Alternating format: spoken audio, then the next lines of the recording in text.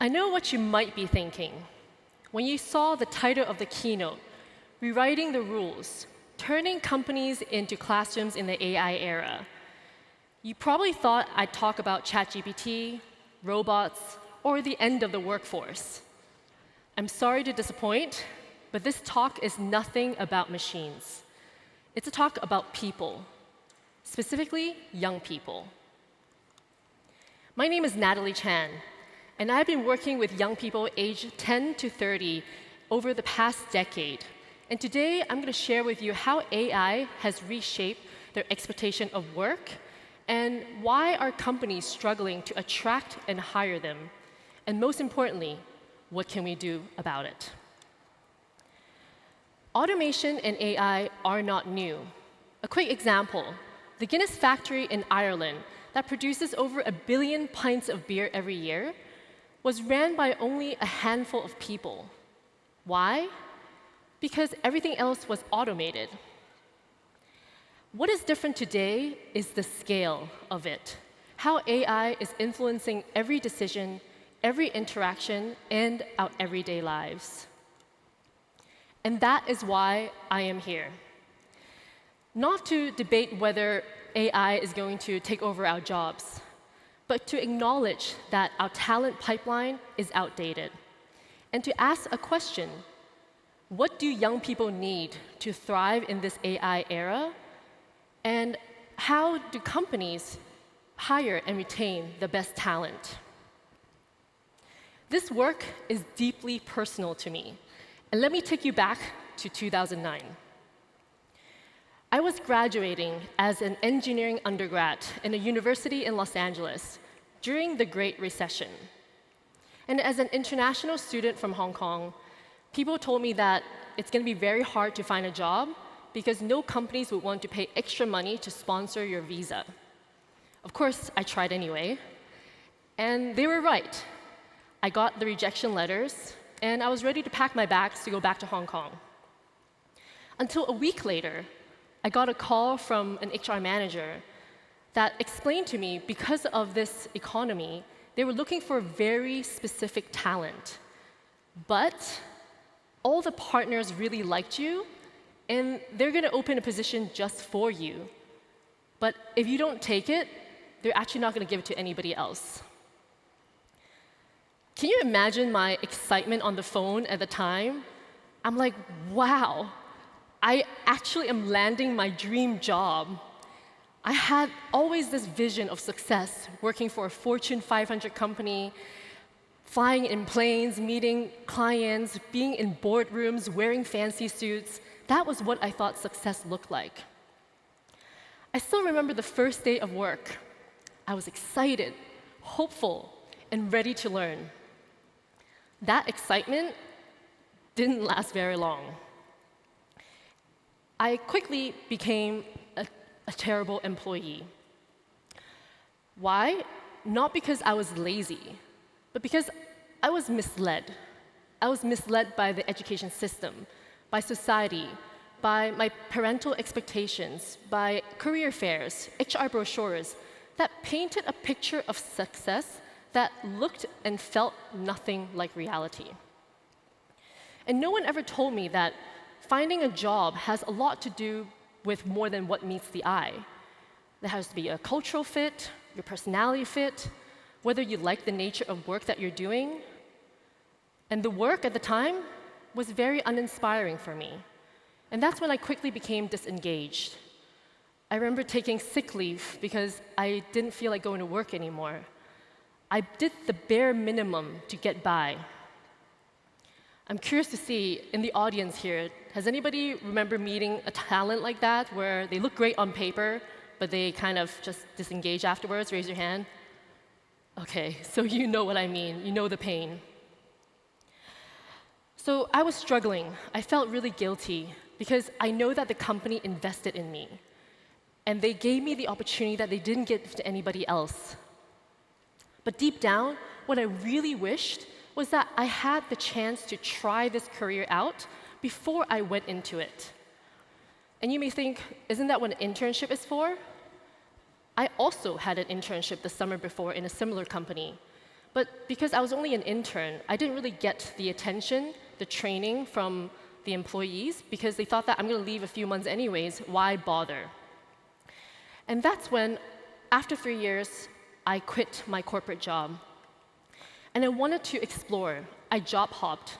I started trying to be a teacher. I became an assistant to a celebrity in Hong Kong. I also became a TV host. And finally, I also tried being a film producer. And it was through experimenting all these different jobs that I realized that I was actually a pretty good film producer.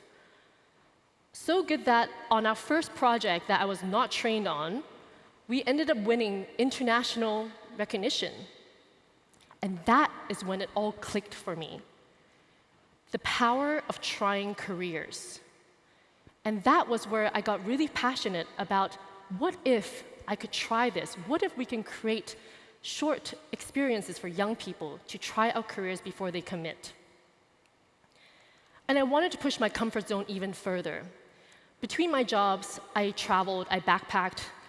It took a road trip from London to Mongolia for me to realize that there's so much you cannot learn in school and in textbooks, and it all comes down to experiences.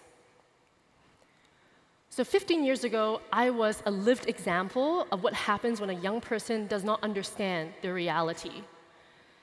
And fast forward to today, nothing much has changed. But imagine what it looks like now, when AI has shaped how young people behave, and that they are flooded with infinite choices.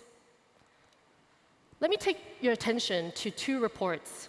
According to Forbes, there's a report that says 30% of new hires leave within the first 90 days. Another report says that 73% of early career hires quit within the first 6 months. And if you do some math here, on average, it costs about $15,000 to hire, recruit, onboard, and lost productivity for each hire. And if you were to hire about 10 graduates and 7 of them leave before month 6, we're talking about $100,000 gone. And if you multiply that across companies and industries, we're talking easily millions of dollars wasted. So this is not just a talent problem, this is also a business crisis. And interestingly enough, this phenomenon is not only happening at the early career level, it's also happening at the intern level, where interns are quitting their jobs before the agreed term date.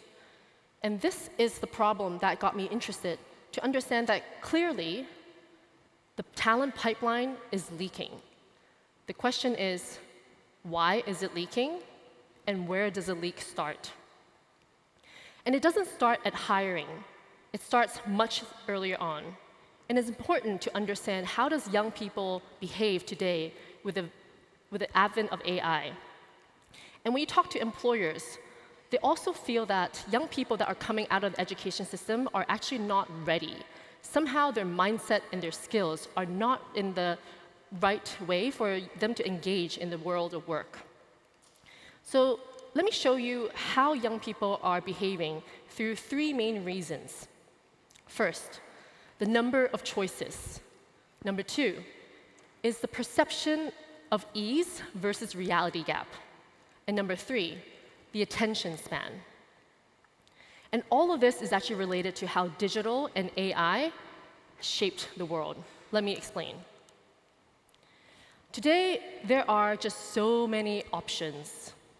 Young people have more options in life than any generation before. There are personalized playlists when you open Spotify. When you open Amazon, you can get recommended on what to purchase based on your likes. You can also return if you don't like it tomorrow at no cost, no commitment. So this no commitment, no effort required characterizes the current generation on how they view the world and also how they choose a career. Number 2 is that there's endless number of realities. There's probably a channel on YouTube or social media for everything you can think about today. There are millions of parallel universes and endless number of realities. So changing reality for a young person feels like just a click of a button. But we know, however, that the world of work doesn't work like this, where industries, business, and achievement is not how it works. And while we know that achievement still takes the same amount of effort and commitment as it did before, it feels different for young people today, because you open a social media page and you can watch whatever you want, whenever you want. And stories are told in 60 seconds. And I'm definitely guilty of this too. I would be checking a message on social media, and before I know it, 30 minutes are past. So can you imagine when young people do not have the perception and the perspective, as well as the discipline, how do they engage and how can they react? And this mindset and behavior is also translating into how young people see jobs. They don't just look at your job descriptions on your company website anymore. They also look at your social media pages, they look at reviews on Reddit, look at Glassdoor. So finding a job now is no different than finding an Airbnb or a restaurant. It is actually an audition on both sides. You see, we live in a world of speed, variety, and endless options. And this is not random, because every swipe, every scroll has been engineered to hijack attention. And AI has created an illusion that makes reality look and feel very different.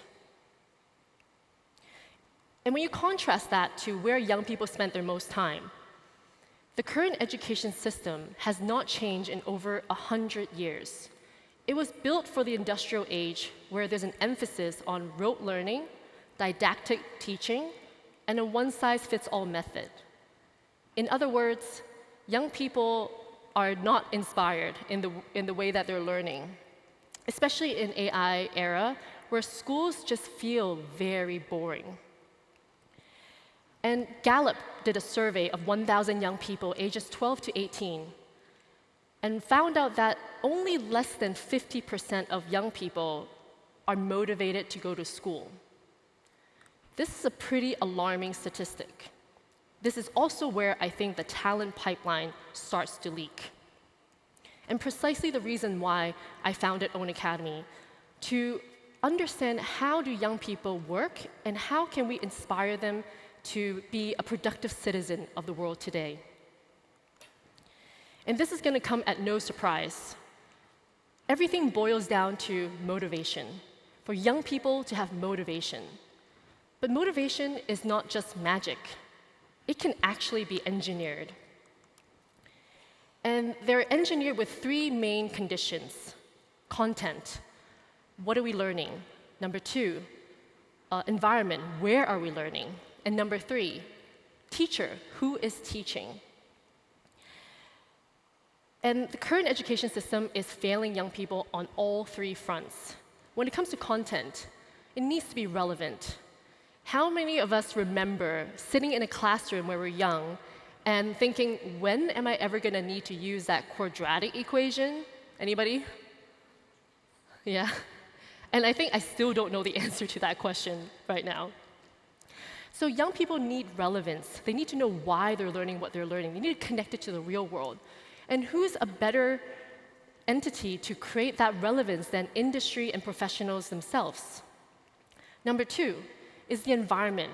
I can't think of a less inspiring environment for young people to learn than a four-wall classroom.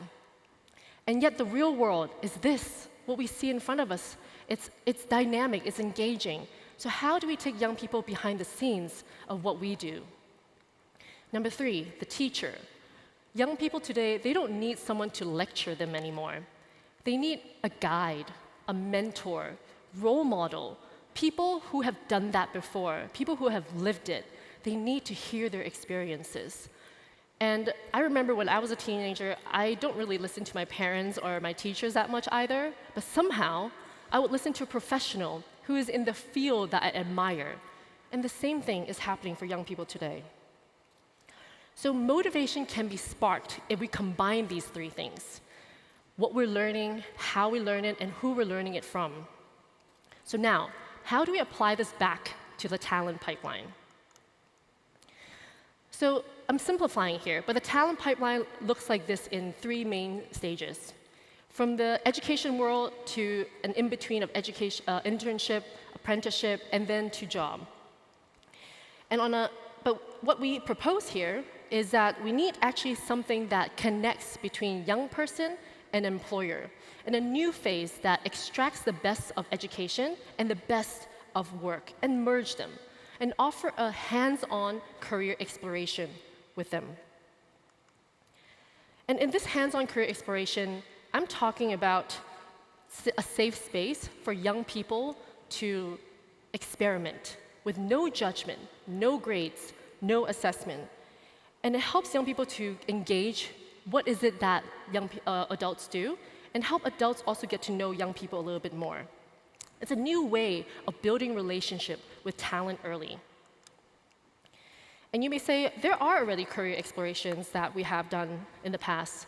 But the problem is that there are a lot of limitations when it comes to traditional career exploration. A lot of times that there are one-off, like a career fair that maybe happen once in a teenage lives. Very limited in depth because they just do a lot of talking most of the time. Doesn't really reflect reality. It also lacks soft skills development. As we all know, soft skills is very important in the world of work. And it doesn't give young people a way to build relationships and network. Let me show you a report by McKinsey. They actually did a research on the future of work and identified that there are something called delta skills. Because no longer is it just enough for young people to have skills. Skills need to be combined with attitude.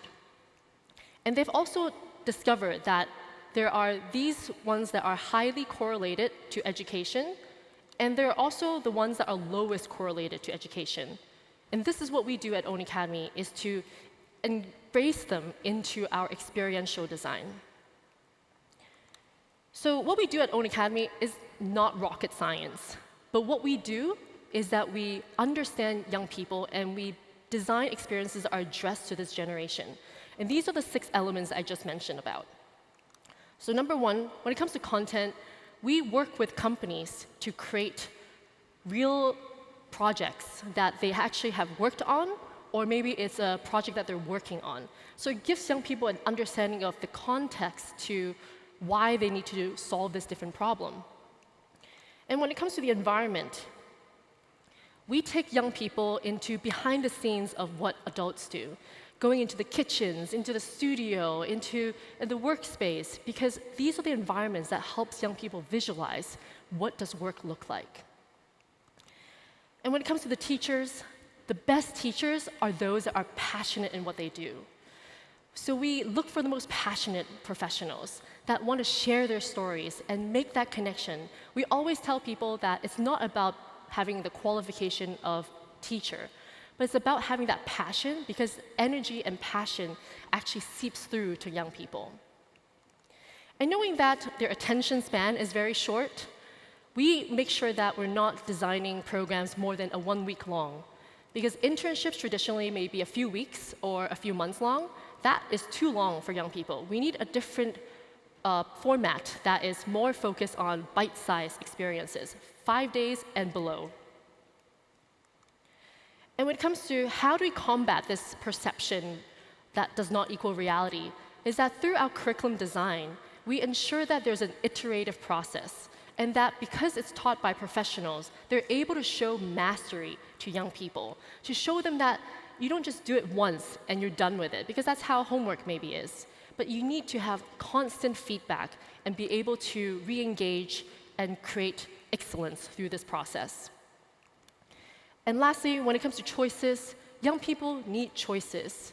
Most young people may do internships 1 or twice, but what we encourage is from the age of 10 to 18 to experience at least 4 different choices of industries, because every one of them creates more self-awareness, and every one of them helps them realize more about what they like and what they don't like. Over the years, we're so grateful that we worked with representatives from over 100 companies, and that is where we realized this actually works. We've also engaged near 30,000 young people in Asia, And through our data collection, 90% of them have gained confidence, 85% of them sees clearly in their career, and 70% of them are also enhanced in job placement. And when we interview the employers, they also say the same thing. They're getting a better adjusted talent because of the experience and the training that we're able to offer them in this short bit. So why does this really matter? Because AI has fundamentally shaped what kids see, what they believe, and also what they can focus on. Schools and education system is too slow to respond, but companies can respond quicker. And this is where companies like yours can gain new importance in inspiring this new generation. And it's not just about inspiring young people, it's also about engaging your employees, strengthening your employer brand, and gaining insights to this new generation early so you can also prepare for that coming up. And best of all, this is a solution that is a low effort, low stake, and it wouldn't cost you too much money and losing a lot of that money from the leakage. So to summarize, HR leaders, you are not just the gatekeepers of talent. You're also the architects of the future workforce. Because the choices that you make today will decide whether the next generation will enter the workforce indifferent or inspired. And we know that AI is not going anywhere. It will only continue to advance to replace jobs, tasks, automate processes, and even reshape industries. But there's one thing that it can never do, which is to replace the human touch, to be a role model for young people today and help them see what reality truly is. Because that is your job, and that is our job. And because when you spark something in a teenager, it doesn't just fade. At 16, it becomes curiosity. At 26, it becomes loyalty. And 36, it becomes leadership. And let me invite you to imagine a world when every company becomes a classroom and every professional becomes a teacher. And together, we can give young people more joys of discovery, more moments of belonging, and more reasons to stay. This is what the future of education looks like, and the work that we've been doing at Own Academy, the movement we've created, and today I would like to invite you all to join me. Thank you.